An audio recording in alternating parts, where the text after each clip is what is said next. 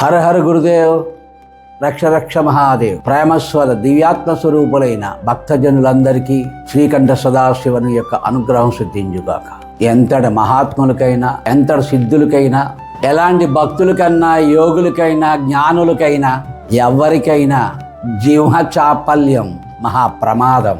యుగ యుగాలుగా ఈ రోజు వరకు రాత్రి పడుకునేటప్పుడు, పొద్దున్న లేచేటప్పుడు, అన్నం తినేటప్పుడు, స్నానం చేసేటప్పుడు, మంత్రజపం చేసేటప్పుడు, ఉద్యోగం చేసేటప్పుడు, వ్యాపారం చేసేటప్పుడు, గురువుని ఆశ్రయించినప్పుడు, దైవాన్ని ఆశ్రయించినప్పుడు, ఎక్కడన్నా ఎప్పుడైనా సరే నీ సాధన ప్రారంభంలోని, నీ సాధన చివరలోని ఏ సాధనన్నా సరే అప్పుడు ఏ ఆలోచన ఉందో అదే ఆలోచన నువ్వు పొందుతున్నావు. ఒకసారి హిమాలయాల్లో తపస్సు చేస్తున్నటువంటి మహానుభావులు, చలికాలం వచ్చింది. ఆ చలికాలంలో గ్రామాల్లోకి వచ్చి కొంతకాలం ఉండి వెళ్దామని చెప్పి ఆ హిమాలయాల్లోంచి గ్రామాల్లోకి వచ్చారు. వచ్చి మహాత్ములు కదా, ఆ గ్రామస్తులు ఆ మహాత్ములు హిమాలయం నుంచి వచ్చిన మహానుభావులు గురువులని తీసుకొచ్చి తమ గృహాల్లో వసతి కల్పించి పాదసేవ చేస్తూ నిరంతరం ఆ మహానుభావులకి పాదసేవ చేస్తూ ఆనందంగా సేవలు చేసుకుంటున్నారు భక్తులు కాబట్టి గృహస్థులందరూ కూడా. అలాగా ఒక గృహస్థ భక్తులు ఆ గురువుగారికి ఆనందంతో, ప్రేమతోటి, భక్తితోటి సేవ చేసుకుంటూ ఈరోజు గురువుగారికి ఏమి వండాలి, ఏమి పెట్టాలి ప్రసాదం అని ఆలోచన వచ్చింది. అప్పుడు ఆ తల్లి మాతృమూర్తి కదా, నేతి పెసరట్లు వండి పెట్టింది. నేతి పెసరట్లు పొద్దున్నే టిఫిను హాయిగా తిన్నారు గురువుగారు.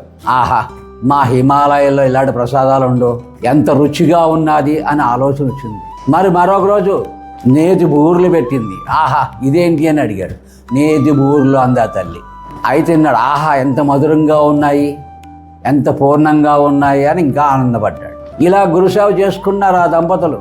ఆ గ్రామస్థలో ఆ గ్రామంలో ఉన్నటువంటి భక్తులందరూ కూడా తమ తమ ఇళ్ళకి ఆ గురువు గారిని ఆహ్వానం చేస్తున్నారు, పాదపూజ చేస్తున్నారు, పూలమాలలు వేస్తున్నారు, సన్మానాలు చేస్తున్నారు. ఎంతో ఆనందంగా ఉంది. అయితే ఒక తల్లి మొదటి సేవకురాలైనటువంటి గృహస్థి ఇంటికి వచ్చి, అమ్మా, ఈ స్వామికి ఏం పెట్టాలి, ఈ ప్రసాదం మేమేం చేయాలి ఈరోజు అని అడిగారు. ఆయన ఏం తింటారో తెలియదు, నేను నేతి బూర్లు, నేతి పెసర్లు పెట్టానమ్మా, బాగుంది బాగుంది ఆనందంగా తిన్నారు అన్నాడు. ఓహో అలాగా అని ఆవిడ తీపి గారెలు, మిఠాయిలు ఆవిడ పెడుతూ మొదలెట్టింది. ఆయన తింటున్నాడు, ఆయన ఆనందంగా ఉన్నాడు. రోజు శివాయ నమః, శివాయ నమః, శివాయ నమః ధ్యానం చేస్తున్నాడు. ఆహా, ఆ తల్లి నేతి బూరెల కంటే ఈ నేతి గారెలు ఇంకా రుచిగా ఉన్నాయని ఆలోచన వస్తుంది గురువుగారికి. ఓ పక్కన జపం చేస్తున్నారు, మరో పక్కన గురువుగారికి ఆలోచన నేతి గారెల మీదకి వెళ్ళిపోతుంది. అలాగా ఆ ఊరిలో సంవత్సరం కాలం ఉన్నారు. ఈ సంవత్సర కాలంలో ఆయనకి తపస్సు జరుగుతుంది. ఆ తపస్సులో ఈ రుచులు మరిగి ఆ రుచులకి అలవాటు పడి ఆ రుచిని ఆస్వాదన చేస్తున్నాడు ఆ భగవంతుడు. శివాయ నమః అనుకుంటూ ఈయనకి ఆయుష్ పూర్తయింది. ప్రాణం పోయేటప్పుడు, పూజ చేసేటప్పుడు, నిద్ర పోయేటప్పుడు, మెలుగు వచ్చేటప్పుడు మన ఆలోచన ఏముంటే అదిగా మనం పుడతాం. 84 లక్షల రకాల జీవరాశులుగా మనం పుట్టి చివరగా ఈ మనిషి జన్మ ఎత్తుతున్నాం. ఈ మనిషి జన్మలో 84 లక్షల జీవరాశుల యొక్క కర్మలు ముందు మనం అనుభవించడానికి ఒక 100 బస్తాల కర్మ అయితే ఒక 4 బస్తాల కర్మ అనుభవించడానికి ఇప్పుడు మనం పుడుతున్నాం.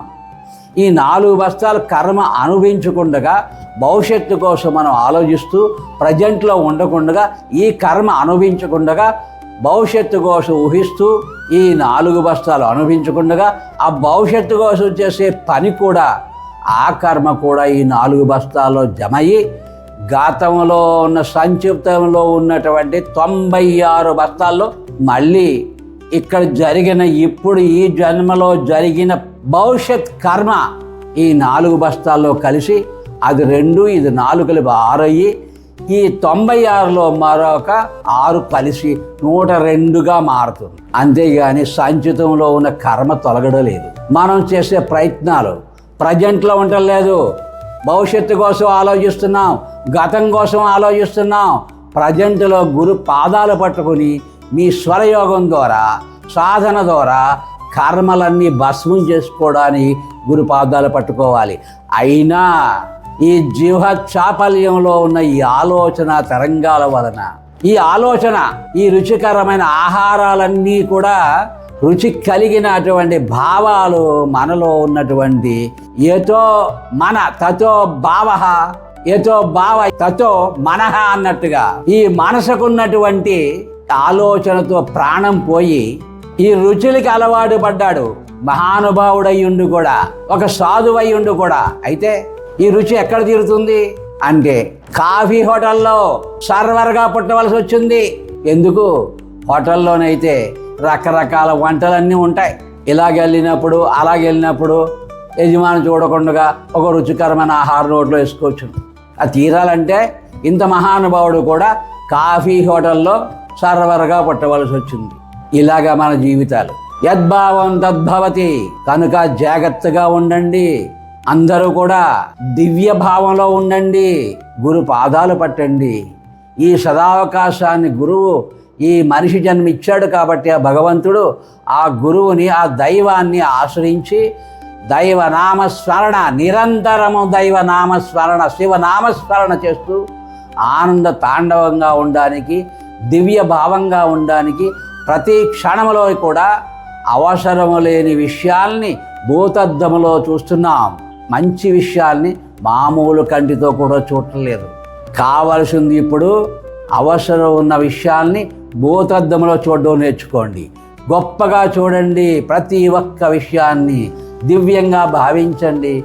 మీ దివ్య మనసు, మీ హృదయం నిండిపోయి దైవామృతంగా ఆ పరదేవత యొక్క అనుగ్రహం మీ హృదయ కమలో నింపుకుని దివ్యానందంగా నిరంతరము శివతాండవాన్ని దర్శిస్తూ ఆనంద తాండవం చేయుగాక. హర హర గురుదేవ్. రక్ష రక్ష మహాదేవ్.